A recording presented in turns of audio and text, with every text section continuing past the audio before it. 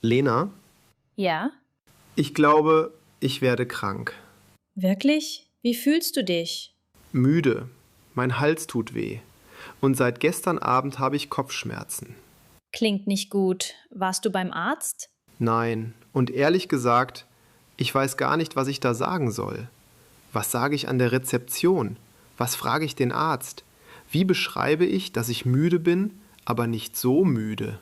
Okay, atme einmal tief durch. Wir gehen das jetzt zusammen durch. Erste Frage, Jonas. Hast du schon einen Termin? Nein. Dann ist es meistens besser, vorher anzurufen. Viele Arztpraxen arbeiten mit Terminen. Manche haben aber auch eine offene Sprechstunde oder eine Akutsprechstunde. Akutsprechstunde? Das heißt, du hast ein akutes Problem und brauchst schnell Hilfe, aber es ist kein lebensgefährlicher Notfall. Und wenn es dringend ist? Wenn ich heute noch hin muss? Dann rufst du zuerst deine Hausarztpraxis an und sagst, dass es dringend ist. Oft geben sie dir noch am selben Tag einen Termin. Und wenn die Praxis geschlossen ist? Dann kannst du die 116117 anrufen. Das ist der ärztliche Bereitschaftsdienst. Dort sagt man dir, was du tun kannst oder welche Notfallpraxis zuständig ist. Und 112? 112 ist für echte Notfälle. Zum Beispiel starke Atemnot, Brustschmerzen, ein schwerer Unfall oder wenn Lebensgefahr besteht. Ich habe nur Halsschmerzen. Dann reicht wahrscheinlich ein normaler Termin oder ein Anruf in der Praxis. Was sage ich, wenn ich anrufe? Wir fangen einfach an. Beim Anruf in der Praxis sagst du, Guten Tag, ich hätte gern einen Termin. ich hätte gern einen Termin. Okay. Wenn es heute noch sein muss, sagst du, ich habe keinen Termin, kann ich heute trotzdem kommen? Höflich, direkt, nicht dramatisch. Genau. Und wenn du in der Praxis ankommst, gehst du zur Rezeption. Was sage ich da? Wenn du einen Termin hast, sagst du, Guten Tag, ich habe einen Termin bei Dr. Müller. Und dann? Die Mitarbeiterin an der Rezeption fragt oft nach deiner Versicherungskarte. Hier ist meine Versicherungskarte. Und wenn sie fragt, ob ich gesetzlich oder privat versichert bin? Dann sagst du einfach, ich bin gesetzlich versichert oder ich bin privat versichert. Und dann muss ich warten, oder? Genau, manchmal nur kurz, manchmal länger. Du darfst fragen, wie lange muss ich warten? Und ist das unhöflich? Nein, das ist ganz normal. Die Person an der Rezeption sagt dann vielleicht etwa 20 Minuten oder eine halbe Stunde. 20 Minuten kann ich warten. Kleine Pause, Jonas. Bevor wir zum Arzt gehen, weißt du, was im Wartezimmer wichtig ist? Still sein? Ja, das auch. Aber wichtiger. Wenn dein Name aufgerufen wird, stehst du auf und gehst zum Behandlungszimmer. Manchmal sagen sie nur Herr Schmidt oder Frau Hassan. Manchmal sagen sie auch die Zimmernummer. Und wenn ich meinen Namen nicht höre? Frag einfach an der Rezeption nach. Entschuldigung, war das mein Name? Das ist okay. Verstanden. Jetzt der wichtigste Teil, Jonas. Du gehst rein, der Arzt sagt, Guten Tag, was haben Sie? Und du musst beschreiben, wie du dich fühlst. Was haben Sie? Diese 3 Wörter machen mich nervös. Ich weiß, aber ganz einfach. Du fängst an mit Mir geht es nicht gut. Mir geht es nicht gut. Okay.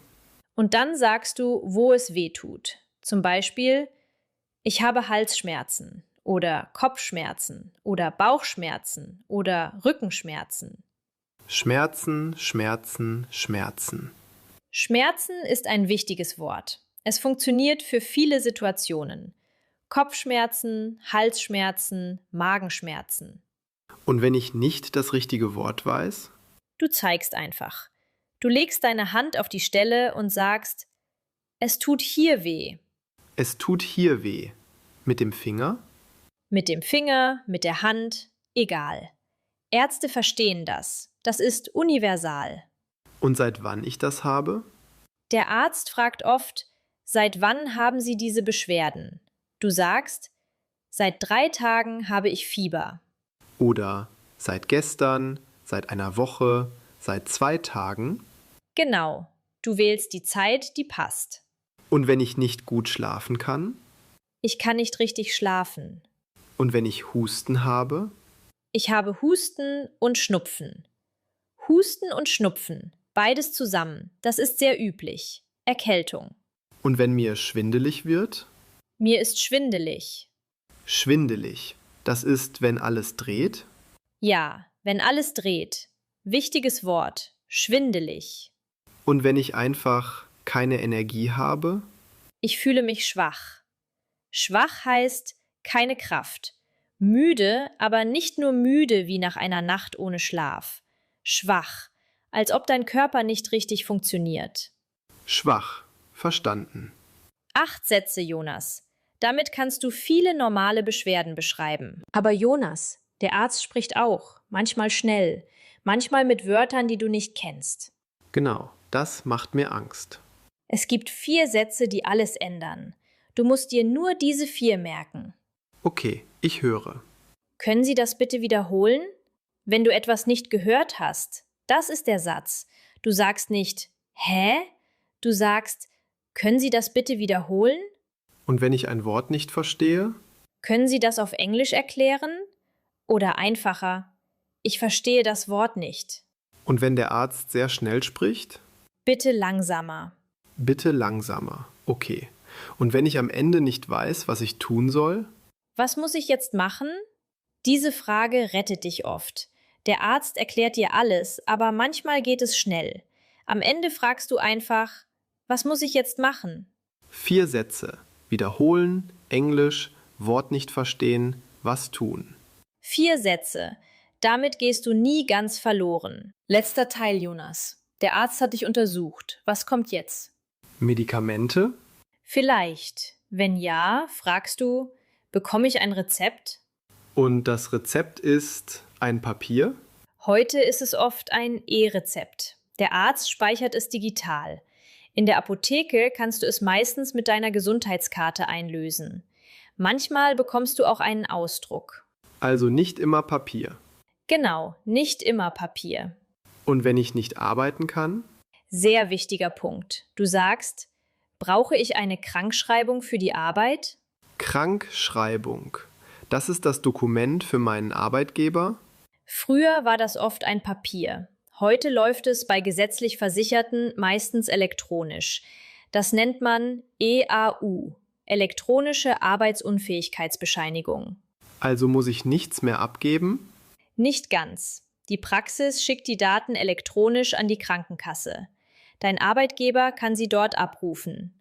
Aber du musst deinem Arbeitgeber trotzdem sofort sagen, dass du krank bist. Also, krank melden muss ich mich selbst. Genau, krank melden musst du dich selbst. Und brauche ich die Krankschreibung immer? Wenn du länger als 3 Kalendertage krank bist, brauchst du normalerweise eine ärztliche Bescheinigung. Aber dein Arbeitgeber kann sie auch früher verlangen, manchmal schon ab dem 1. Tag. Also besser bei der Arbeit nachfragen. Genau, jede Arbeit kann da strenger sein. Und wenn ich wiederkommen muss? Wann soll ich wiederkommen? Wichtig zu fragen. Manchmal sagt der Arzt, in einer Woche. Manchmal sagt er, nur wenn es schlimmer wird. Wenn du es nicht genau hörst, frag einfach. Wann soll ich wiederkommen? Notiere ich mir. Das waren sie, Jonas. 20 Sätze für den Arztbesuch in Deutschland. Termin machen. An der Rezeption anmelden. Warten. Mir geht es nicht gut. Hier tut es weh. Sagen, seit wann ich Beschwerden habe. Und am Ende Rezept, Krankschreibung, neuer Termin. Genau, aber Jonas, eine Sache noch. Ja? Beim Arzt darfst du langsam sein. Du darfst Pausen machen. Du darfst nicht alles sofort verstehen. Du bist krank. Du bist in einer fremden Sprache. Das ist hart genug. Leise gesagt, das stimmt. Wenn du etwas nicht verstehst, sag es. Wenn der Arzt zu schnell spricht, sag es. Wenn du am Ende eine Frage hast, frag. Ärzte sind keine Lehrer. Sie testen dich nicht. Sie wollen dir helfen. Und mein Deutsch muss nicht perfekt sein. Dein Deutsch muss nicht perfekt sein. 3 Sätze sind wichtiger als alle anderen. Wenn du dir nur 3 Sätze aus dieser Folge merkst, dann diese. Mir geht es nicht gut. Es tut hier weh. Bitte langsamer. Mit diesen 3 Sätzen kommst du durch viele Arztbesuche in Deutschland. Ruhig, fast erleichtert. Mir geht es nicht gut. Es tut hier weh. Bitte langsamer. Genau. Vielleicht ist das gar nicht so schwer. Nicht so schwer, wie du denkst. Wenn dir die Folge geholfen hat, abonniere den Kanal, lass ein Like da und schreib uns in die Kommentare, wie war dein erster Arztbesuch in Deutschland? Und Lena, danke. Ich glaube, ich rufe jetzt die Praxis an. Gute Besserung, Jonas.